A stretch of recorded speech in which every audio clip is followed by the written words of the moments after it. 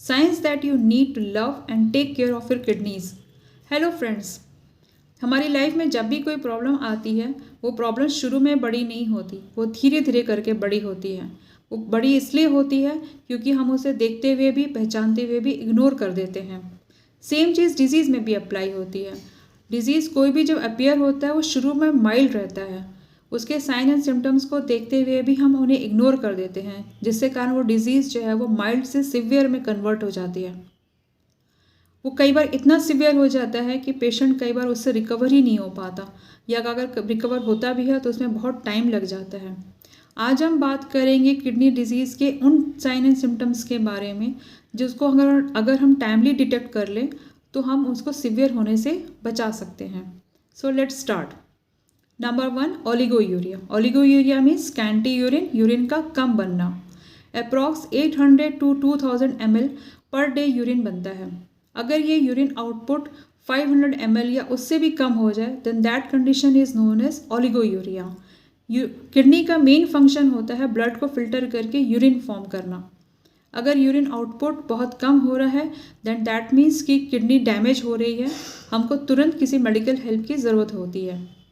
Oliguria के होने के और भी कई रीजंस हैं, जैसे कि किसी वजह से बहुत ज़्यादा डिहाइड्रेशन हो जाए, बहुत ज़्यादा स्वेटिंग हो जाए, देन ऑल्सो ओलिगोयूरिया होता है।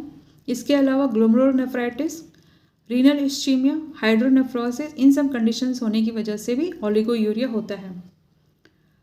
ओलिगोयूरिया होने के रीज़न ये है कि ग्लोमेरुलर परमेबिलिटी जो है वो कम हो जाती है। ग्लोमेरुलस क्या होता है? किडनीज में ग्लोमेरुलस होते हैं जो ब्लड को फिल्टर करते हैं। अगर उसकी परमेबिलिटी कम हो जाए देन वो ओलिगोयूरिया होने की कंडीशन पैदा करते हैं। नेक्स्ट, पॉलीयूरिया, बहुत ज़्यादा यूरिन होना इज नोन एज पॉलीयूरिया। अगर 3 लीटर्स पर डे से अगर ज़्यादा यूरिन बन रहा है then that condition is known as polyuria. Polyuria होने के और भी कई रीजंस हैं, जैसे कि diabetes mellitus, diabetes insipidus, tubular necrosis, stress. अगर पेशेंट बहुत ज़्यादा स्ट्रेस में है, बहुत ज़्यादा टेंशन में है देन ऑल्सो पॉलीयूरिया होता है। इसके अलावा कैल्शियम एंड पोटेशियम अगर ब्लड में बढ़ जाए, ग्लूकोज लेवल अगर ब्लड में बढ़ जाए देन ऑल्सो पॉलीयूरिया होता है। पॉलीयूरिया इसलिए होता है क्योंकि ब्लड में यूरिया लेवल जो है वो बढ़ जाता है। यूरिया एक्चुअली एक्सक्रीट आउट होना चाहिए, लेकिन ब्लड का फिल्ट्रेशन प्रॉपर नहीं होने की वजह से वो फिल्टर ना होकर बॉडी में ही रह जाता है, जो कि पॉलीयूरिया करता है। बिकॉज हाई यूरिया लेवल जो है वो डाययूरेटिक का काम करता है, जिसके कारण यूरिन आउटपुट बहुत ज़्यादा होने लगता है। तो अगर पेशेंट में अगर कम यूरिन हो रहा है, बहुत ज़्यादा यूरिन हो रहा है, देन वो इशारा करते हैं कि kidneys are not functioning properly. Next, oedema. अगर हाथों और पैरों में सूजन आ रही है इस तरह से तो उसको हम एडिमा कहते हैं। एडिमा इसलिए होता है क्योंकि बॉडी में फ्लूइड एक्यूमुलेशन यानी कि पानी जो है इकट्ठा होने लगता है, जिसके कारण एडिमा आता है, जिसके कारण पैरों में और हाथों में सूजन आने लगती है। जब एडिमा माइल्ड रहता है तो सिर्फ सुबह आता है, धीरे धीरे करके वो दिन भर जो है वो पेशेंट के हाथ पैर जो है वो सूजन बनी रहती है। एडिमा होने के और भी कई रीजंस हैं, जैसे कि अगर लीवर एलिमेंट है, अगर लीवर में कोई बीमारी है, अगर किसी तरह की इसको हार्ट की प्रॉब्लम है देन ऑल्सो एडिमा आता है, और किडनी डिजीज़ की वजह से भी एडिमा आता है। सो एडिमा किडनी डिजीज़ में इसलिए हो जाता है क्योंकि सोडियम जो कि फिल्टर आउट हो जाना चाहिए वो जो है बॉडी में रिटेन रहने लगता है, और ये सोडियम जो है वो फ्लूइड को एक्यूमुलेट कर देता है, जिसके कारण हाथों और पैरों में पेशेंट को सूजन आने लगती है। Next, weight loss. बार बार धीरे धीरे करके वज़न कम होता जाता है पेशेंट का। पेशेंट बहुत अच्छे से डाइट ले रहा होता है तो भी पेशेंट का वज़न जो है वो कम हो जाता है। इसका रीज़न है क्योंकि लॉस ऑफ प्रोटीन होने लगता है। इसीलिए वेट लॉस होने की वजह से ही पेशेंट को बहुत ज़्यादा थकान और कमज़ोरी भी महसूस होती है। सो अगर वेट लॉस हो रहा है, आपको कोई रीज़न समझ में नहीं आ रहा है, तो वो एक इशारा करते हैं कि किडनी डिजीज़ हो सकती है या फिर आपको डायबिटीज़ भी हो सकती है। नेक्स्ट, हिमैचूरिया। ये एक अलार्मिंग कंडीशन होती है जिसमें कि यूरिन में ब्लड आने लगता है, इसको हम हिमैचूरिया कहते हैं। हिमैचूरिया होने के और भी कई रीजंस हैं, जैसे अगर किडनी में या यूरिन ट्रैक्ट में अगर स्टोन है और वो स्टोन जो है वो मूव आउट कर रहा है देन वो जो है यूरिन में ब्लड आने लगता है। किसी तरह का कैंसर हो, यूरिनल कैंसर हो सकता है, ब्लैडर में कैंसर हो सकता है, किसी भी अगर यूरिन ट्रैक्ट में अगर किसी तरह का नियोप्लाज्मा है यानी कि कैंसर है, या किसी तरह का ऑब्स्ट्रक्शन है, देन वो जो हेमेचुरिया होता है। So it's an alarming condition. अगर हेमेचुरिया हो रहा है तो आपको डॉक्टर से तुरंत मिलना चाहिए। Next, frequent urine infections. अगर किसी पेशेंट को बार बार यूरिन इन्फेक्शन हो रहा है तो वो इन्फेक्शंस जो हैं वो किडनी में जा सकते हैं और वो किडनी को डैमेज कर सकते हैं। ये इन्फेक्शन जो होते हैं मोस्टली बैक्टीरियल इन्फेक्शन होते हैं और ये बैक्टीरिया यूरिन ट्रैक्ट से रिवर्स होके किडनीज़ में चला जाता है, ब्लैडर से होके वो किडनीज़ में चला जाता है और वो किडनी को डैमेज कर सकता है। अगर बार बार इन्फेक्शन हो रहा है तो ये इशारा करते हैं कि डिजीज़ जो है वो किडनी में हो सकता है। सो अगर बार बार इन्फेक्शंस हो रहे हैं तो पेशेंट को डॉक्टर से मिलना चाहिए। अगर उसका एंटीबायोटिक लेने से ठीक हो जाता है देन फिर हो जाता है तो वो उसको ये इशारा करते हैं कि kidneys are not functioning properly. Urine infection जो है वो मोस्टली विमेन में ज़्यादा होता है। सो इस चीज़ का कॉशियस रहना चाहिए कि यूरिन इन्फेक्शन जो है वो बार बार ना हो। Next, joint pain. Joint pain जो होता है, जॉइंट पेन मतलब कि हाथों और पैरों के जोड़ों में पेन होने लगता है, बहुत दर्द होने लगता है। पेशेंट ज़रा सा चलता है, ज़रा सा जॉइंट मूवमेंट होता है तो पेशेंट को पेन होने लगता है। उसका रीज़न ये है कि यूरिक एसिड जो लेवल है वो ब्लड में बढ़ जाता है। यूरिक एसिड जो एक्चुअली एक्सक्रीट आउट हो जाना चाहिए, लेकिन due to improper filtration of blood जो है यूरिक एसिड जो है वो बॉडी में रिटेन रहने लगता है और वो जॉइंट्स एंड सॉफ्ट टिश्यूज़ में जाके एक्यूमुलेट हो जाता है। साइनेबल फ्लूइड जो होता है वो जो हमारे जॉइंट्स के बीच में फ्लूइड रहता है जो जॉइंट मूवमेंट में हेल्प करता है, उसमें जब कैल्शियम डिपोजिशन होने लगता है तो जॉइंट्स में पेन होने लगता है। इसीलिए अगर जॉइंट पेन हो रहा है तो आर्थराइटिस तो है ही, पर उसका एक रीज़न ये भी हो सकता है कि kidneys are not functioning properly क्योंकि यूरिक एसिड लेवल जो है वो बढ़ रहा है। Anaemia, it's the most important symptom.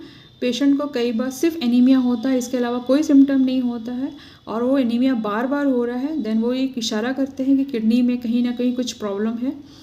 इस एनीमिया जो होता है कई टाइप का होता है, पर किडनी डिजीज़ में आयरन डिफिशियंसी एनीमिया होता है।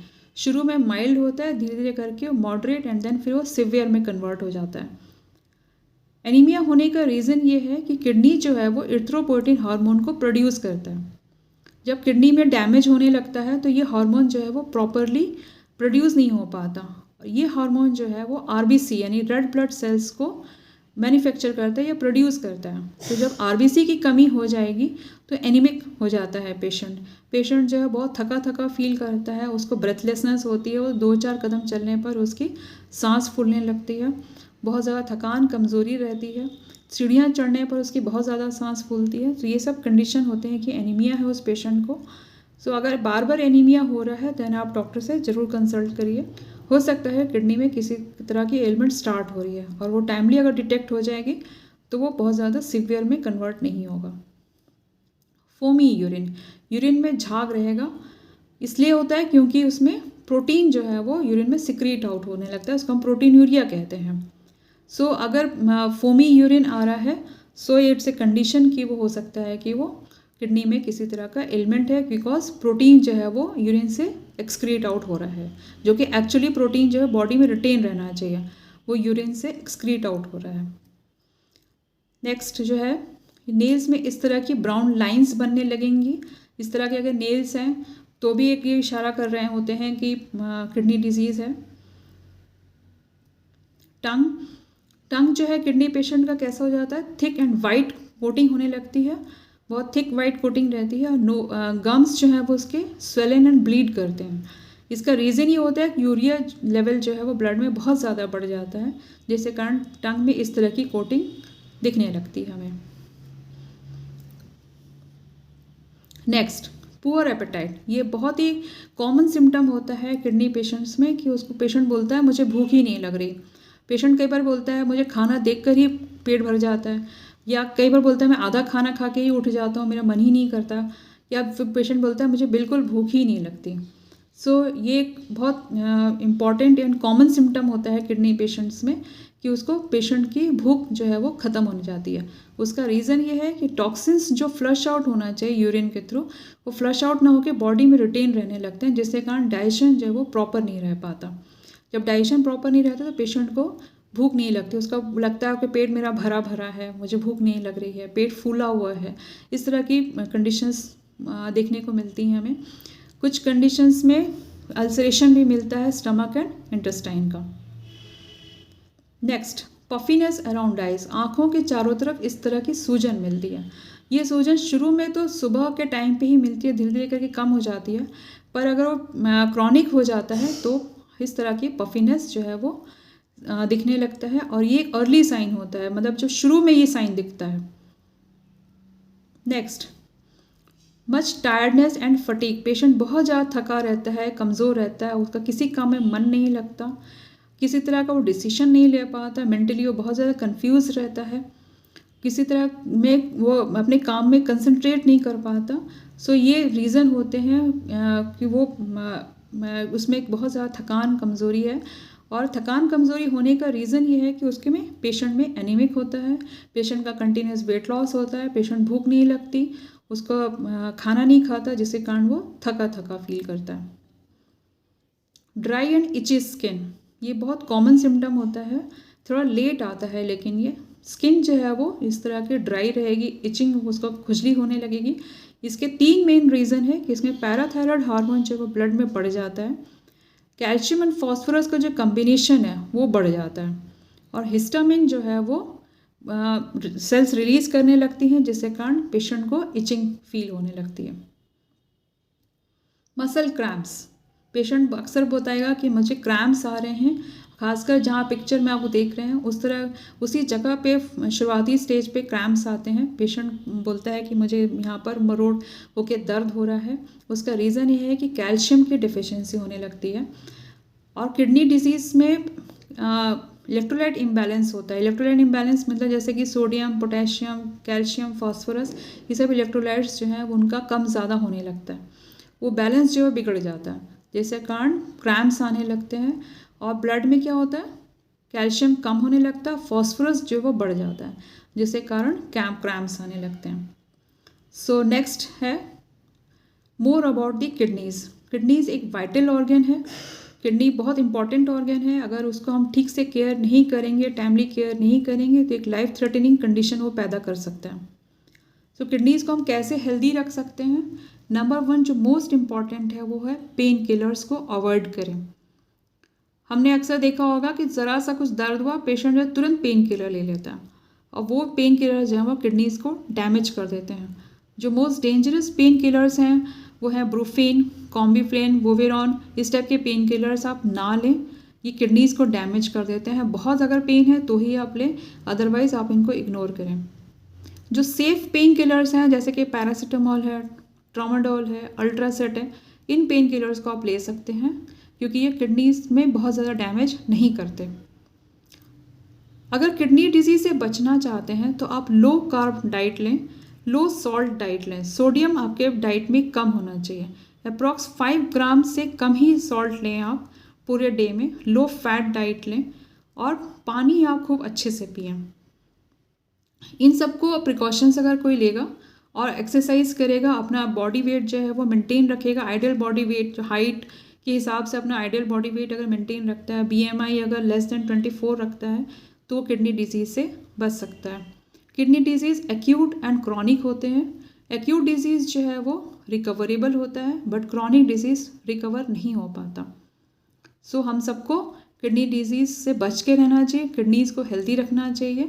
इन प्रिकॉशंस को आप फॉलो करिए, पेन किलर्स को आप कम लीजिए, कार्बोहाइड्रेट कम लीजिए, फैट कम लीजिए, खाने में नमक कम लीजिए। एंड अगर आपकी फैमिली हिस्ट्री में डायबिटीज़ है, किसी तरह किडनी डिजीज़ है, और आप हाइपरटेंशन है, और आपकी एज जो है वो 35 ईयर्स अबव हो रही है, तो आप एनुअली KFT यानी किडनी फंक्शन टेस्ट आप ज़रूर करवाएं, जिससे कि आपको टाइमली अगर डिजीज़ डिटेक्ट हो जाएगी तो वो वहीं पर चेक हो जाएगी। अगर आपको कोई भी क्वेरीज़ हैं किडनी डिजीज़ के रिगार्डिंग, आप कमेंट बॉक्स में पूछ सकते हैं। Stay happy, stay healthy. Thank you.